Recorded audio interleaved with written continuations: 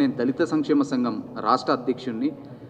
మా తెలంగాణ దళిత సంక్షేమ సంఘం అనేది ఓటు ద్వారా ఎన్నికైన ప్రెసిడెంట్ని నేను. మా దాంట్లో ఉపకులాలతో పాటు ప్రతి మాలా మాదిగా అందరి సపోర్ట్తో నేను ప్రెసిడెంట్ అయినా కాబట్టి ఇప్పుడు మన ఏబిసిడి వర్గీకరణ మనకు ఎందుకు ముఖ్యమంటే, ఇప్పుడు అన్న చెప్పినట్టు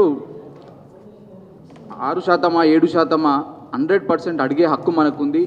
ఎంఆర్పిఎస్ మందకృష్ణ మాదిగన్నతో మన ఉపకులాలందరూ కూడా ఆయనకు సహాయంగా ఉండి అసెంబ్లీ ముట్టడి టైంలో కానీ అనేక టైంలో ఎంఆర్పిఎస్తో మనందరూ ఉపకులాలు అండగా ఉండడం, ఆయన 30 సంవత్సరాల సుదీర్ఘ పోరాటంతో ఆయన ఉన్నాం కాబట్టి 100% మన 57 ఉపకులాలకు 100% అడిగే హక్కు ఉంది. కాబట్టి సోదర భావంతో అందరం కలిసిమెలిసి ఉండి ఈ ఏవైతే మన హక్కుల్ని అన్ని హక్కుల్ని సాధించుకోవాలని మన ఉపకులాలందరికీ కూడా ఈ వేదికని ఎవరైతే ఏర్పాటు చేసిరో రాజలింగం అన్న గారికి కానీ అజయ్ గారికి కానీ ప్రొఫెసర్స్ గారికి కూడా మరొకసారి ధన్యవాదాలు తెలుపుతూ 57 ఉపకులాలు జై.